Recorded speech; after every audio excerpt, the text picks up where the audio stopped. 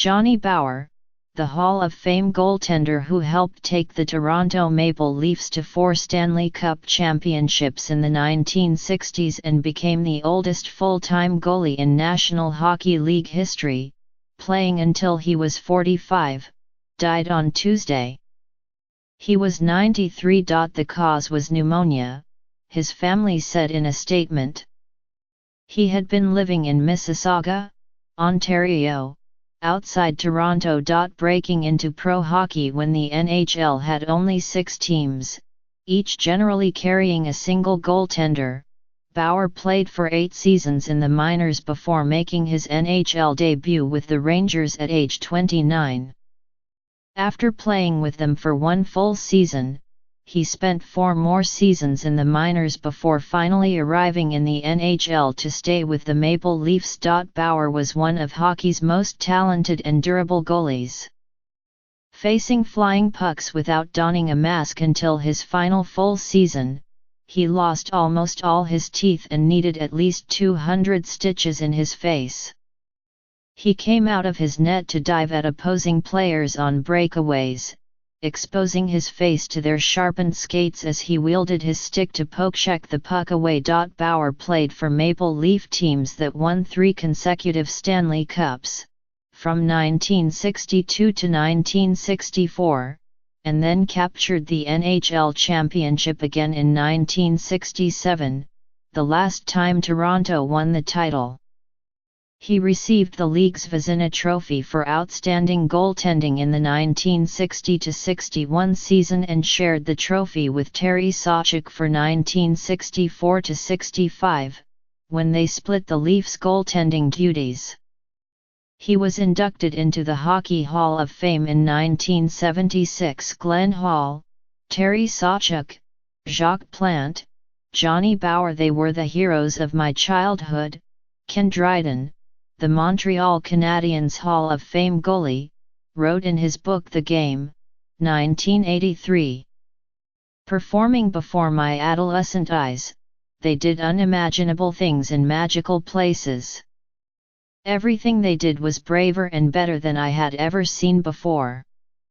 Bower was called the China Wall because it was hard to get the puck past him. Johnny was the toughest goalie to deke I ever played against, said Jean Beliveau, a Hall of Famer for the Montreal Canadiens, according to the Toronto Star.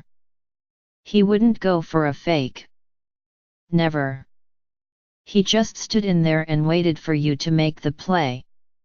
John William Bower was born on November 8, 1924, in Prince Albert, Saskatchewan, the only boy in a family of 9 children. He played hockey as a child on frozen ponds with a goalie stick his father shaped out of a tree branch, pads made from an old mattress and pucks carved out of horse manure. He once told the Canadian Broadcasting Corporation that he had played as a boy in temperatures of 45 degrees below zero. We had our earmuffs on, oh we froze our feet, we froze our ears, we froze our toes. We froze everything you can think of.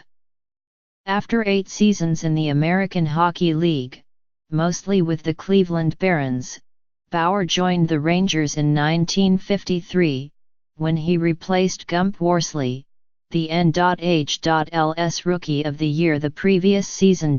Bower played well for a 5th-place team, but the Rangers brought Worsley back to start the 1954-55 season.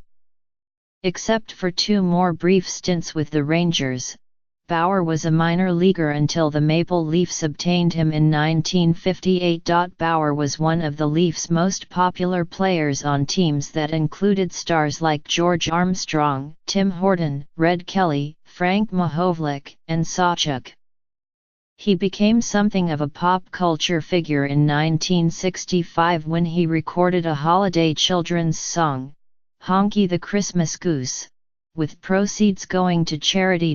Bower was 45 years, 1 month, and 2 days old when he played in his last NHL game, in December 1969. He was the oldest goalie in NHL history except for Mo Roberts, a Chicago Blackhawks trainer, who was just short of his 46th birthday when he replaced the injured goaltender Harry Lumley in a game against the Detroit Red Wings in November 1951. Bauer was a four-time All-Star, recorded 37 NHL shutouts and had a 2.51 goals against average, leading the league in that category 3 times. After retiring, he was a goaltending coach and scout for the Maple Leafs. Bauer's survivors include his wife, Nancy, his son, John Jr., his daughters, Cindy and Barbara, 8 grandchildren, and 6 great-grandchildren. A decade after his last game, Bauer almost made a comeback. When the Maple Leafs' #1 goalie, Mike Palmateer, was hurt and his backup, Paul Harrison, had the flu, coach Punch Imlach asked Bauer to suit up in case the minor league goalie Vincent Tremblay did not arrive in time for a game with the Montreal Canadiens on January 9, 1980. Bauer signed a one-game contract, although, as he told the Montreal Gazette long afterward, his wife told him, "You're 55 and you're out of your mind." As Bauer recalled it, all of a sudden, Palmateer and Harrison are thinking, if this old crock is coming back, one of us should get better. Bauer remained in the locker room, in uniform, when Tremblay started the game. Tremblay yielded 4 early goals, then was replaced by Harrison in a 5-3 loss. "I thought that had I gotten into the game I'd have been bombarded," Bauer recalled. "Or maybe not. I think my teammates would have tried hard for me.